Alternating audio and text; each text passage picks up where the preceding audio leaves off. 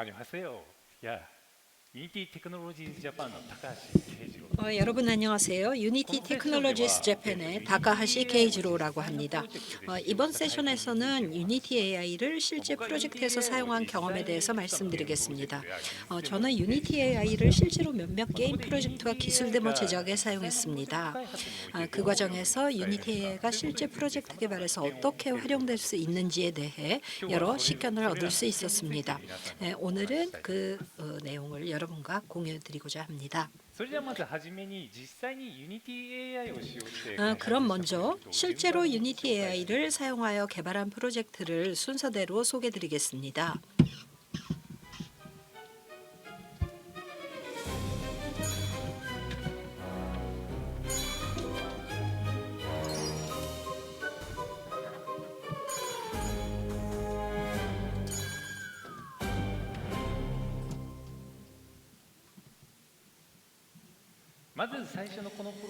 먼저 첫 번째 이 프로젝트는 미러 메이즈라는 캐주얼 게임입니다.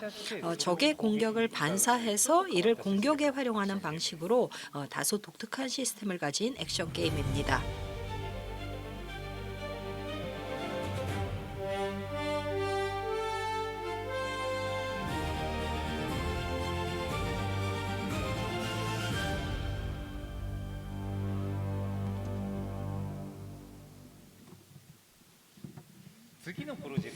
다음 프로젝트는 던전 매치 히어로즈라는 캐주얼 게임입니다. 매치 3 퍼즐 게임에 RPG의 핵심 요소를 더한 듯한 게임입니다.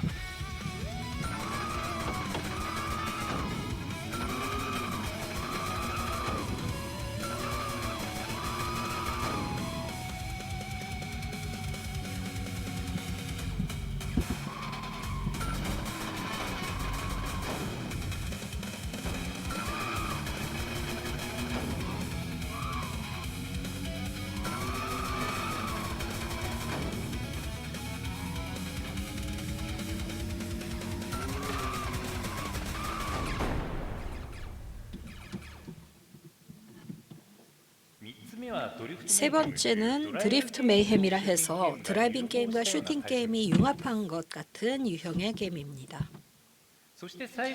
그리고 마지막으로 이거는 게임이 아니라 기술 데모인데요.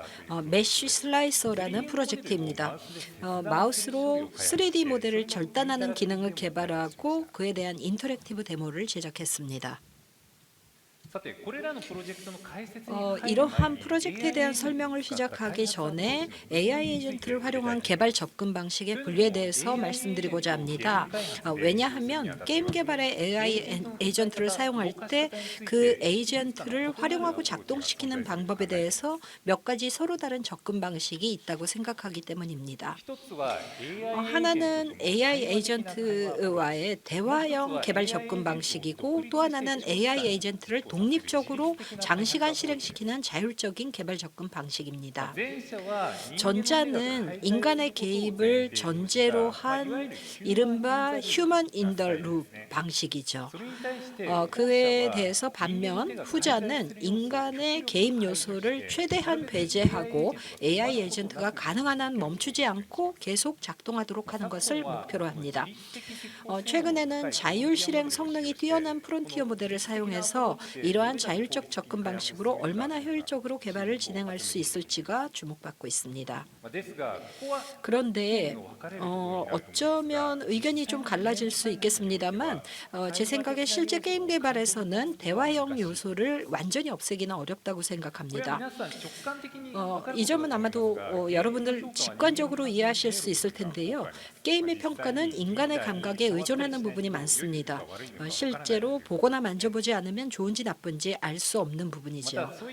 그리고 그런 감각적인 요소뿐만이 아니라 예를 들어 유저의 반응은 어떨지, 또 과거 작품과 어떤 연속성을 갖게 할지, 또 현재의 문화적 맥락에서 어떤 의미를 가질 수 있는지, 또 우리 비즈니스에 어떻게 접속될 수 있는지 등 여러 사회적 맥락을 고려해서 판단하는 것은 매우 어려운 일입니다. 그 과정에서 사람의 인간의 손과 두뇌를 모델을 배제해 갈수록 그 판단 능력은 점차 희석되어 갈 것 같습니다. 다만 그런 판단이 필요하지 않은 작업도 게임 개발에는 많이 존재합니다. 예를 들어서 효율적인 데이터 구조를 설계하고 그에 관한 툴을 마련하고 싶다든가 혹은 특정 용도에 맞춘 효율적인 시퀀스 제어를 구성하고 싶다든가 하는 종류의 과제들입니다. 제 프로젝트 중에서도 3D 모델의 메쉬를 절단하는 처리에는 문화적 판단이나 사회적 요소가 포함되지 않으니 이 범주에 속한다고 할 수 있고요. 여기에서는 사람이 개입하지 않는 자율적인 접근 방식이 효과적일 수 있습니다. 그래서 여기에서는 오퍼스 4.8과 같은 프론티어 모델을 사용했습니다. 그 외 게임 프로젝트에 대해서는 대화형 개발 접근 방식을 채택했습니다.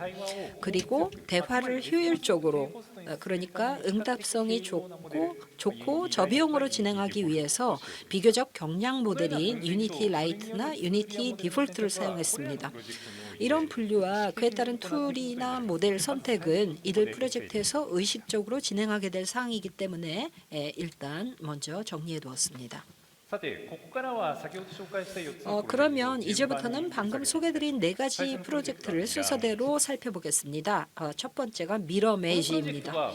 이 프로젝트는 방어 마법만 쓸 수 있는 마법사를 주인공으로 했는데요. 이른바 서바이버 계열의 액션 게임입니다. 적의 공격을 마법진 방어막으로 튕겨낼 수 있습니다. 그리고 튕겨낸 총알, 탄환에는 콜리션 효과가 있어서 적에게 명중시키면 쓰러뜨릴 수가 있습니다. 그리고 주인공은 경험치를 쌓으면서 레벨을 회가는데요. 이때 스킬을 선택해서 파워를 키울 수 있게 됩니다. 예를 들어서 이동 속도를 높인다거나 배리어 크기를 늘리는 등 할 수 있습니다. 이 프로젝트의 개발 배경을 잠시 설명드리겠는데요. 이 프로젝트는 제가 개인적으로 처음으로 만든 유니티 AI 프로젝트였습니다. 당시에는 유니티 라이트 모델밖에 없었기 때문에 모든 작업을 라이트에서 진행했습니다. 프로젝트 내에서 사용한 에셋은 기본적으로 모두 유니티 AI로 생성했습니다. C# 스크립트와 쉐이더는 AI 어시스턴트로 만들었고요. 스프라이트와 애니메이션, 효과음 등도 모두 유니티 AI의 제너레이터로 제작했습니다. 그리고 어시스턴트에 어느 정도까지 작업을 맡길 수 있는지 제가 알고 싶어서 유니티 에디터 조작도 대부분 AI 어시스턴트에 맡기도록 했습니다. 그런데 결과적으로 제 손으로 히에라르키나 스크린 뷰를 조작한 경우는 거의 없었습니다. 이 프로젝트는 여러 가지 실험을 하면서 작업을 진행했고 한 10일 만에 이런 형태로 만들어졌습니다. 다음으로 프로젝트의 개발 과정을 설명드리겠는데요. 첫 번째 프로젝트인 만큼 정말 개요만 간단히 훑어보겠습니다. 먼저 제일 처음에 만든 프로토타입은 이런 식이었습니다. 완전히 다른 게임이었다는 것을 아실 수 있을 텐데요.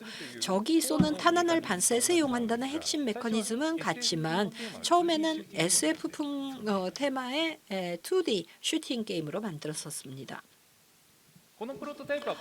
이 프로토타입은 이런 느낌의 프롬프트를 사용해서 거의 한타에 원샷으로 제작했습니다. 유니티 라이트 같은 경량 모델이라도 이 정도 작업이라면 문제없이 처리할 수 있더군요. 근데 다만 이 프로토타입을 실제로 만들어보고 느낀 점인데요. 슈팅 게임으로서의 발전 가능성이 느껴지지 않아서 이후 어떻게 발전시켜야 될지가 불투명해졌습니다. 그래서 방침을 대폭 수정하기로 하고 고전적인 슈팅 게임이 아니라 이른바 서바이버 계열의 게임으로 다시 만들고자 했습니다. 그래서 그렇게 방향을 전환한 덕분에 크게 길이 열렸고요.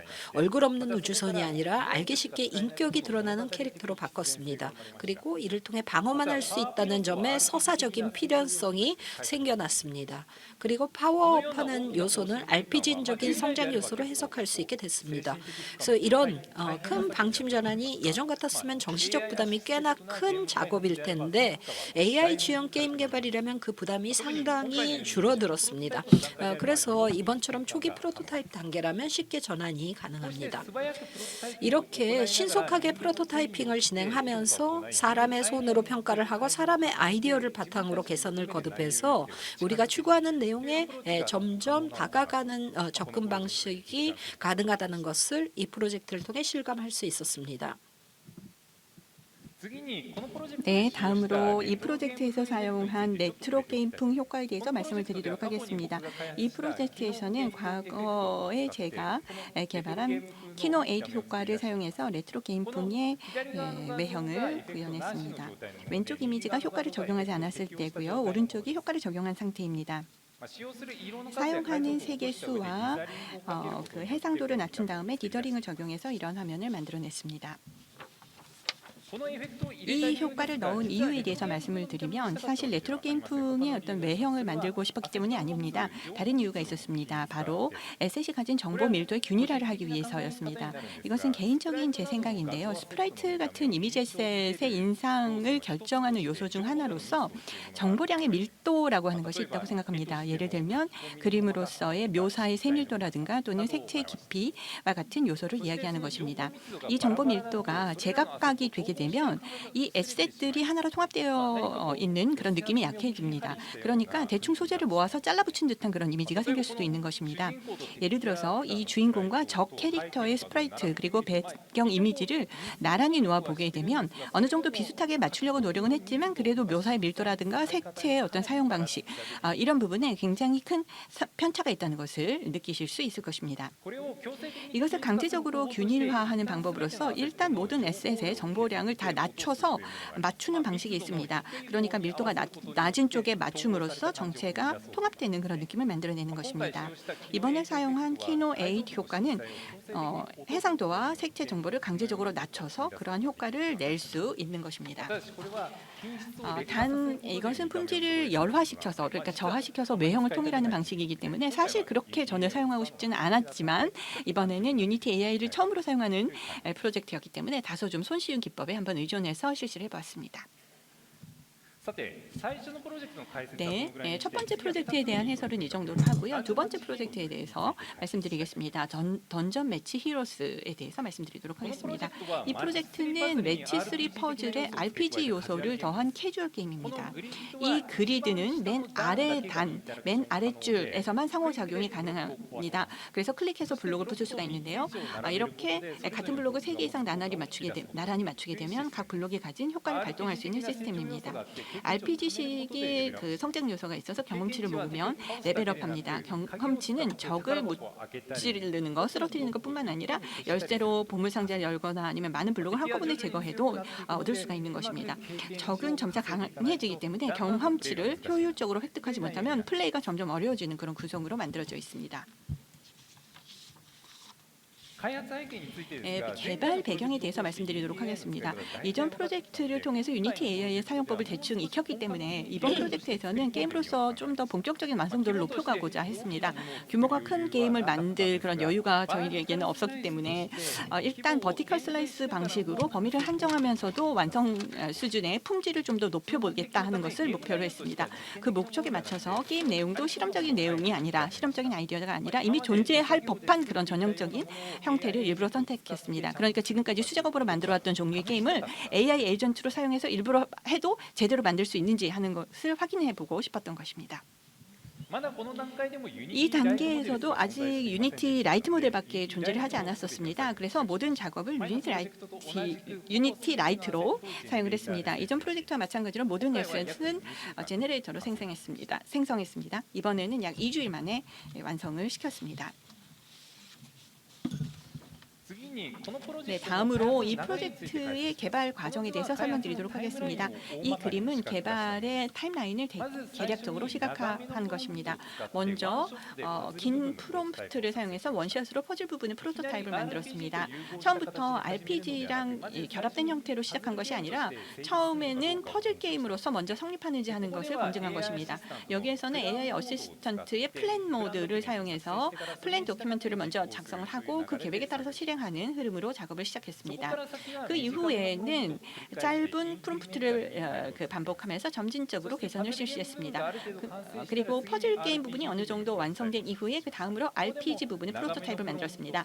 여기에서도 먼저 긴 프롬프트하고 플랜 모드를 사용했습니다. 그것이 완성이 되고 나면 그 다음에 다시 짧고 또 점진적인 작업을 계속 반복하면서 내용을 구체적으로 다듬어가는 방식으로 진행을 했습니다.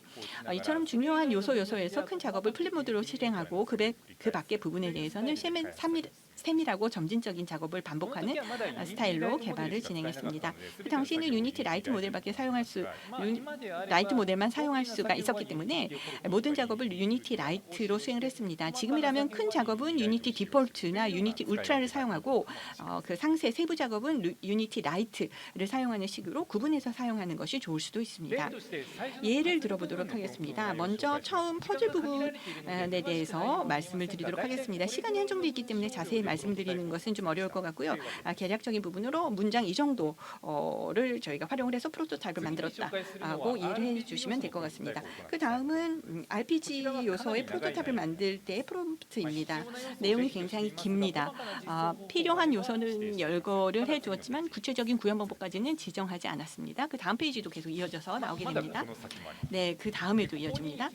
여기에 열거되어 있는 요소들은 서로 상호 연관된 부분이 있기 때문에 점진적으로 하나씩 작업을 하면 오히려 더 복잡할 수도 있겠다 하고 생각을 했습니다. 그래서 어느 정도 한꺼번에 이제 묶어가지고 작업을 하도록 한 것입니다. 네, 여기까지가 전부입니다. 이 프로젝트에서는 정말 가장 긴 그리고 프롬프트였고요. 가장 무거운 작업이었던 것 같습니다. 네, 그 다음은 짧은 그 점진적인 작업을 할 때 사용한 프롬프트에 대해서 한번 내용을 말씀을 드리도록 하겠습니다. 앞서 본 것처럼 긴 프롬프트를 사용하는 경우는 좀 드물었고요. 대부분의 작업은 이렇게 짧은 프롬프트를 사용해서 세부 내용의 변경을 계속해서 그 축적을 하면서 진행을 했습니다.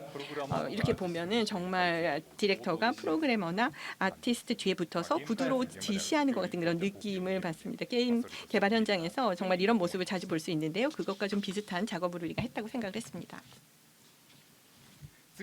네, 그 다음으로 유니티 AI의 제네레이터를 사용한 에셋 제작의 흐름에 대해서 말씀드리도록 하겠습니다. 제네레이터에는 다양한 생성 모델이 카탈로그처럼 나열이 되어 있어서 용도에 맞춰서 구분해서 사용할 수가 있습니다. 다만 여러 사정이 있기 때문에 사실 실제로 사용하는 모델은 일부러 한정될 것이라고 생각합니다. 예를 들어서 이미지 생성이라고 한다면 제미니 3.0 프로나 또는 제미니 3.1 나노 바나나 2를 사용할 기회가 압도적으로 많을 것이라고 생각합니다. 로컬 언어, 즉 일본어나 한국어를 문제없이 사용할 수 있는 이미지 생성 모델 사실 이 정도밖에 없기 때문에 한정될 수밖에 없습니다. 여기에서는 높은 표현력과 편집 능력 이런 부분까지 생각을 해야 되기 때문에 이 모델을 자주 사용하게 될 것으로 보여집니다. 가장 먼저 하는 것은 이미지 보드를 작성하는 것입니다. 이것은 캐릭터 등을 각각 따로 만들게 되면 그 스타일이라든가 방향성이 흩어질 수가 있기 때문에 한 장의 그림 안에서 함께 배치해 생성함으로써 이러한 부분을 방지하는 접근법입니다. 그러니까 여기에서 기반이 되는 통일된 이미지를 확정하는 것입니다. 이 이미지 보드를 어떻게 구성할지는 프로젝트 방식에 따라서 달라지는데요. 이번에는 플레이어 파티의 이미지 보드와 적 몬스터의 이미지 보드를 각각 독립적으로 별도로 만들었습니다. 이미지 보드가 완성이 되게 되면 거기에서 각각의 캐릭터를 잘라내서 독립적인 스프라이트로 변환을 하게 됩니다. 이 분리 작업에도 나노바나나를 사용했습니다. 캐릭터를 분리하면서 포즈나 표정의 조정도 함께 실시를 했습니다. 그리고 이 기반이 되는 기반 스프라이트를 이용해서 애니메이션을 생성합니다. 유니티 AI의 제네레이터에서는 크링이라든가 또는 시덴스와 같은 동영상 생성 모델을 사용할 수가 있습니다. 제네레이터는 생성된 동영상에서 16개 프레임을 샘플링한 다음에 스프라이트 시트로 메이크합니다. 이러한 동영상 생성 모델을 사용해 보신 분이라면 아시겠습니다만 원하는 결과를 얻으려면 상당한 요령이 필요합니다. 의도한 대로 움직이게 이렇게 만들기가 상당히 쉽지가 않고요. 그리고 또 생성에도 시간이 걸리기 때문에 그 시행착오를 견딜 만한 상당한 인내가 필요합니다. 아마 상상 이상으로 많은 시간과 그리고 크레딧을 소비하게 될 수도 있습니다. 그래서 이 부분을 주의하셔야 됩니다. 마지막으로 배경 투명한 모델을 적용시키면 완성이 되게 됩니다. 이 배경 투과 모델 투명한 모델도 다소 특성이 까다롭기 때문에 처음 사용하실 때는 주의를 하셔야 됩니다. 특히 반투명 표현이 그렇습니다. 연기라든가 또는 불꽃이라든가 이런 반투명 표현을 사용할 때는 여러분 반드시 주의하시기 바랍니다. 그 다음으로 이제 효과음을 생성합니다. 유니티 AI의 제네레이터에는 효과음 전용 모델로서 11뎁스 SFX 모델이 제공되고 있기 때문에 이것을 사용할 수 있습니다. 이 모델에서는 일본어나 한국어로 사용할 수가 없고요. 영어를 사용해야 됩니다. 그런데 이 효과음이라고 하는 것을 영어로 표현하는 것은 사실 우리가 생각하는 것보다 훨씬 더 어렵다라는 것을 알 수가 있었습니다. 사실 우리는 의성어로 소리를 표현하는데 굉장히 익숙하지 않습니까? 그런데 영어 문장으로 이 소리를 어떻게 묘사해야 되는지 하는 부분이 잘 모르기 때문입니다. 다만 생성 속도가 빠르기 때문에 반복적으로 여러 번 시행착오를 거쳐서 어떻게든 해결을 했습니다. 제작한 사례를 조금 보여드리도록 하겠습니다. 첫 번째는 공격이 적중할 때 타격음입니다.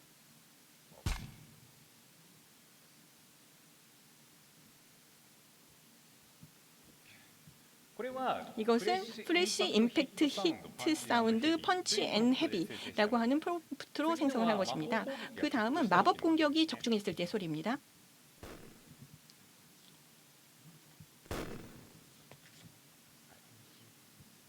원래는 좀 더 신비로운 느낌으로 만들어 보려고 했는데요. 그렇게 되면 피해를 입는 통증이 전달이 잘 안 될 것 같아서 결국 단순한 파열음으로 만들었습니다.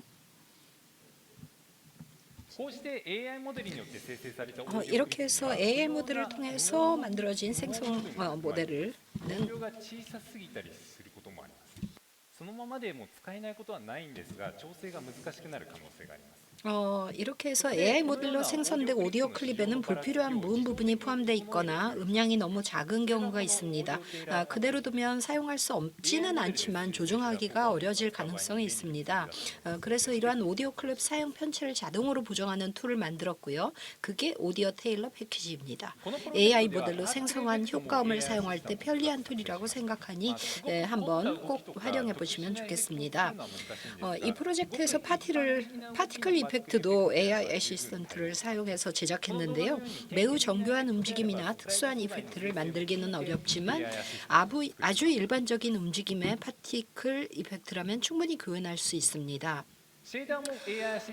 쉐이더도 AI 어시스턴트로 제작했습니다. HLSL 기반의 유닛 쉐이더라면 문제없이 생성할 수 있습니다. 여기서 제작한 것은 스프라이트를 지정한 색상으로 채우는 쉐이더인데요. 표준 스프라이트 쉐이더는 틴트 컬러를 사용해서 색상을 변경할 수 있지만 지정한 색으로 완전히 채우기는 불가능합니다. 캐릭터가 플래시하는 번쩍이는 연출 등에서는 이러한 단순한 채우기 효과를 사용하고 싶었기 때문에 커스텀 쉐이더가 필요하게 된 것입니다. 이처럼 라이팅을 적용하지 않는 언라이트 쉐이더라면 문제가 없지만 라이팅을 적용하는 라이트 쉐이더에서는 약간의 문제가 발생합니다. 이에 대해서는 다음 프로젝트에서 자세히 다뤄 말씀드리겠습니다. 그러면 세 번째 게임 프로젝트인 드리프트 메이햄에 대해서 말씀드리겠습니다. 이 게임은 드리프트를 구사하면서 기관총으로 적을 마구 쏘면 멋있지 않을까? 라는 아이디어가 떠올라서 이를 검증하기 위해서 만든 프로젝트입니다. 말 그대로 이 아이디어를 검증하는 데 필요한 부분만 구현했습니다. 적도 한 종류밖에 없었고요. 플레이어 측의 조작도 최소한으로만 구현되어 있습니다. 그래도 실제로 만들어 보니까 이 게임이 재미있고 멋있고 게임으로서 흥미로워질 것 같다. 라는 확신을 얻을 수 있었습니다. 이 프로젝트에서는 처음으로 유니티 디폴트 모델을 사용했습니다. 또한 이 프로젝트에서는 처음으로 3D 게임 개발에도 도전했는데요. 이에 대해서는 나중에 자세히 설명하겠지만 3D 모델 생성을 위한 제너레이터 트리포 P1을 사용할 수 있게 됐기 때문에 이를 시험해보고 싶다는 동기가 있었습니다. 그래서 최단 기간 내에 검증하고 싶었기 때문에 제작 기간이 상당히 짧아서 실제로는 3일 정도 작업으로 마무리했습니다. 다음으로 개발 과정인데요. 기본적인 부분은 이전 프로젝트와 다르지 않습니다. 여기서는 이 프로젝트에서 처음으로 시도한 요소나 이 프로젝트만의 독특한 요소에 대해서 간략히 말씀드리겠습니다. 우선 가장 먼저 프로시저런 그러니까 절차적인 무한 지형 생성 시스템을 만들어 달라고 했습니다. 그러니까 황야를 누비면서 차례차례 적을 쓰러뜨리는 게임을 하고 싶었기 때문에 지형을 무한히 생성할 수 있도록 할 필요가 있었습니다. 프롬프트는 이런 식이었었고요. 플랜보드에서 계획을 세운 뒤에 실행했는데 별다른 문제 없이 한 번에 구현할 수 있었고 그 후에는 파라미터를 몇 가지 추가하는 등 조정을 했을 뿐입니다. 이번에는 로우 폴리 스타일 그래픽을 목표로 했기 때문에 처음에는 지면에 아무런 텍스처도 적용하지 않은 채 움직이게 했습니다. 그런데 그렇게 해보니까 이동할 때 속도감이 잘 느껴지지 않아서 그래서 버텍스 컬러를 이용해서 간단한 체크 무늬를 적용하기로 했습니다. 여기서 문제가 된 거는 그 지면에 명암과 그림자도 제대로 표현하고 싶은데 그게 잘 안 됐기 때문에 URP 라이트 쉐이더를 사용했습니다. 그런데 이게 작업은 실제로 AI에게는 상당히 어려운 과제입니다. 왜냐하면 URP 라이트 쉐이더를 만들려면 방대한 양의 보일러 플레이트 코드를 다뤄야 하기 때문입니다.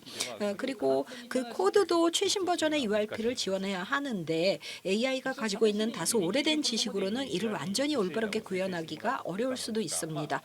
그래서 실제로 시험삼아 유니티 디폴트 모델에게 URP 라이트 쉐이더를 생성시켜 봤는데 여러 문제가 발생해서 결국 사용하지 않기로 했습니다.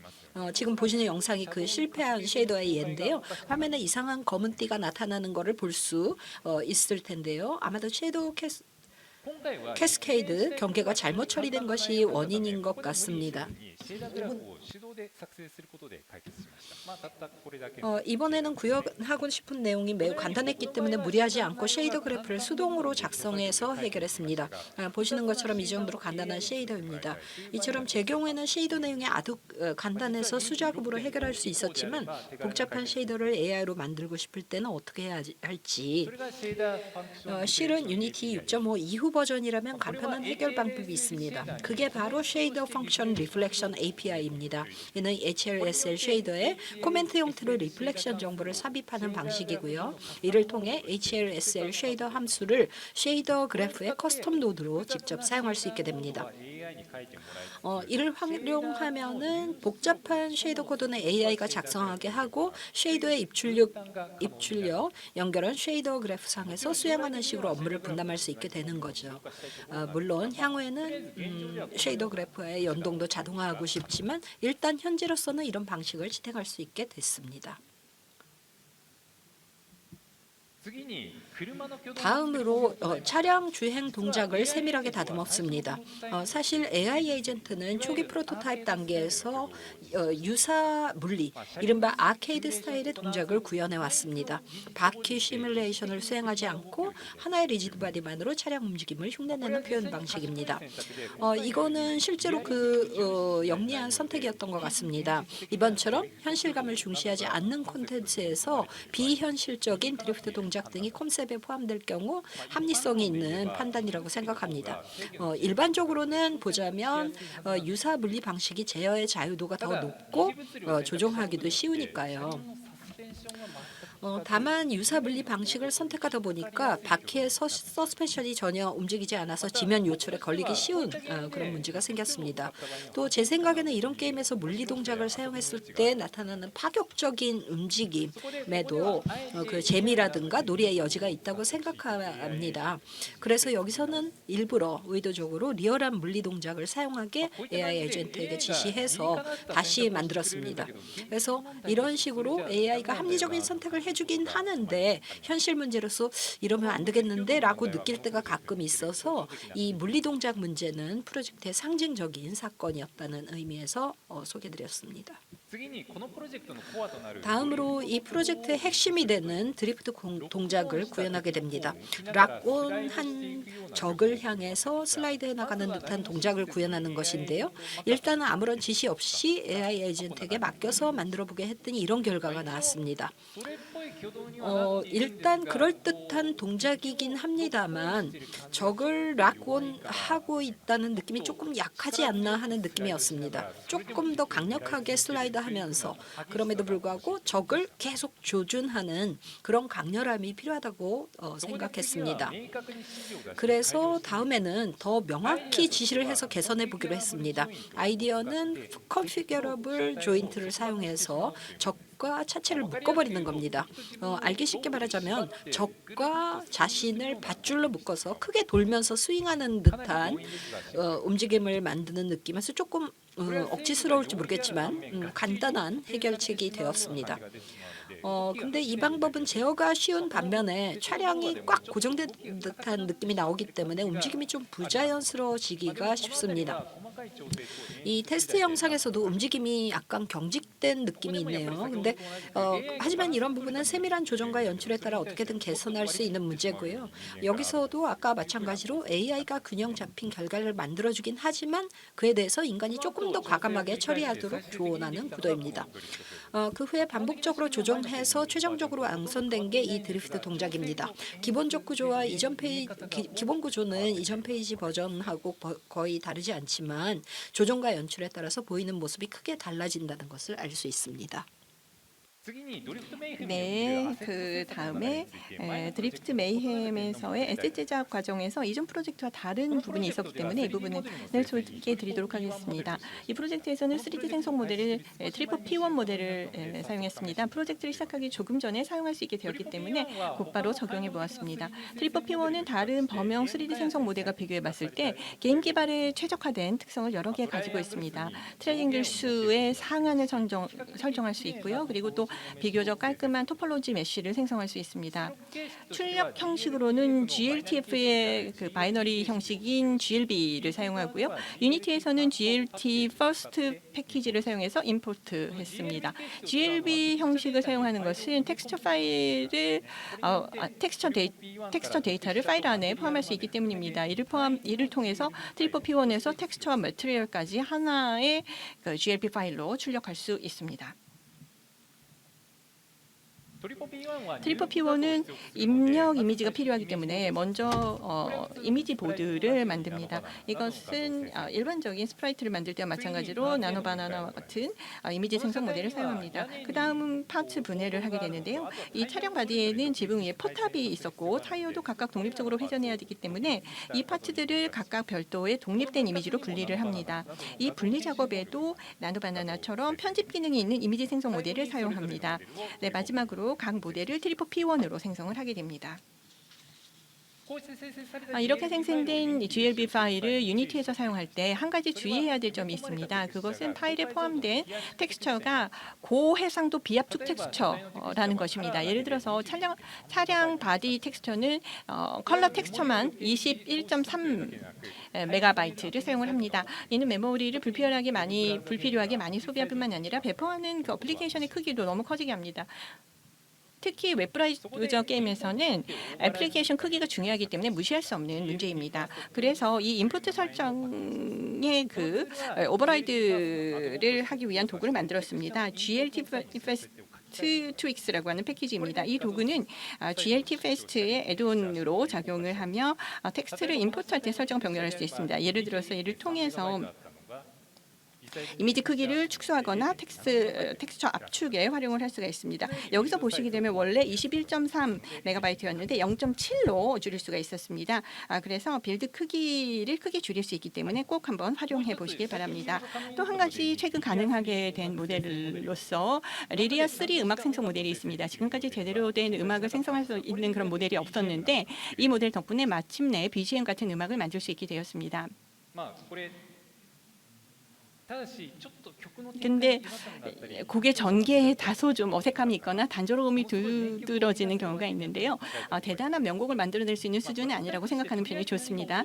그래도 프로토타입 단계에서 일단 어떤 소리라도 넣어두고 싶은 용도로는 충분합니다. 그래서 이번에는 인트로 부분만 잘라서 게임 시작 시에 징글로 사용을 했습니다. 네, 마지막 프로젝트인 메시 슬라이서에 대해서 조금 빠르게 설명을 드리도록 하겠습니다. 지금까지 프로젝트는 게임을 테마로 했는데요. 마지막 이 프로젝트는 순수한 기술 데모입니다. 개발 배경에 대해서 말씀을 드리면요. 이 프로젝트는 MCP 서버를 이용해서 장시간 작업을 자율적으로 실행하는 방식을 테스트하기 위해서 시작을 했습니다. 프론티어 AI 모델을 사용한 개발에서는 수십 분에서 수시간에 이르기까지 장시간 작업을 하는 경우가 많습니다. 현재의 유니티 AI 에이전트는 이런 용도에 특화되어 있지 않습니다. 그래서 이것을 실제로 시도하려면 외부 AI 에이전트에서 MCP 서버를 사용해서 유니티 에디터와 연동을 해야 됩니다. 그래서 그 방식을 실제로 한번 시험을 해본 것입니다. 그리고 이와 같은 장시간 태스크의 자율적 실행에 있어서 반드시 필요한 것이 테스터빌리티입니다. 즉 자동 테스트를 통해서 검증할 수 있어야 된다는 것입니다. 그렇지 않으면 인간에 의한 확인이 필요해지고 그 시점에서 자율 실행은 멈추게 되는 것입니다. 이 프로젝트에서도 인터랙티브 데모 부분은 인간이 직접 검증을 해야 되기 때문에 그 부분은 분리해서 생각을 하기로 했습니다.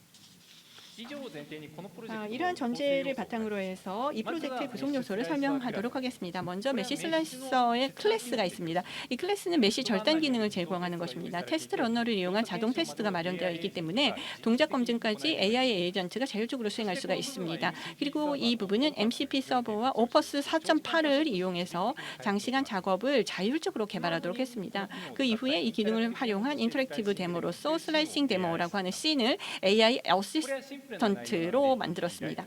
내용이 굉장히 단순하기 때문에 이것은 유니티 라이트를 사용했습니다. 실제로 사용한 프롬프트는 이런 형태입니다. 좀 몇 장 더 이어집니다. 여기에 보시면은 개발의 흐름에 대해서 전달을 하고 있습니다. 먼저 첫 번째는 그 퍼포먼스를 생각하지 않고 구현을 하도록 했습니다. 그리고 그 결과를 바탕으로 해서 최적화하고 그 두 결과를 비교를 하게 했습니다. 그러니까 계량 실행 평가 개선이라고 하는 루프를 자율적으로 반복시키는 그런 작업을 했던 것입니다. 이 영상은 실제로 그 실행 과정을 빠르게 재생한 것입니다. 완료까지 약 50분 정도 시간이 걸렸습니다. 요즘에 말하는 그런 장시간 작업에서는 몇 시간 동안 하는 경우도 있기 때문에 이 정도면 굉장히 짧은 편이라고 생각을 합니다. 실제로 결과가 이쪽에 나와 있습니다. 퍼포먼스가 8.8 배나 향상이 됐다는 것을 알 수가 있습니다. 그 이후에 그 AI 어시스턴트를 사용해서 인터랙티브 데모를 만들었는데요. 그 과정은 지금까지 프로젝트와 동일하기 때문에 여기서는 생략을 하도록 하겠습니다. 여기서 완전히 완성이 됐다면 해피엔딩이겠지만 실제로 그렇지 않았습니다. 얼핏 보면 잘 작동하는 것처럼 보였는데 간혹 절단면에 구멍이 생기는 오류가 발생했습니다. 이것을 검증하기 위해서 절단면을 수동으로 조작할 수 있는 도구를 만들게 했고 오류를 발생하는 그런 조건을 특정했습니다. 그리고 그 조건을 바탕으로 해서 AI 에이전트에게 원인을 찾게 했습니다. 조사 결과 절단면에 정확하게 맞닿는 버텍스나 엣지가 있는 경우에 실패하는 경우가 있다는 것을 알게 되었습니다. 그래서 이 문제에 대해서 해결책도 여러 가지로 제시를 해주었는데요. 굉장히 부담이 좀 큰, 부하가 큰 방법이었습니다. 그래서 대안으로 절단면의 옵셋을 이용한 우회책을 제가 제안을 했습니다.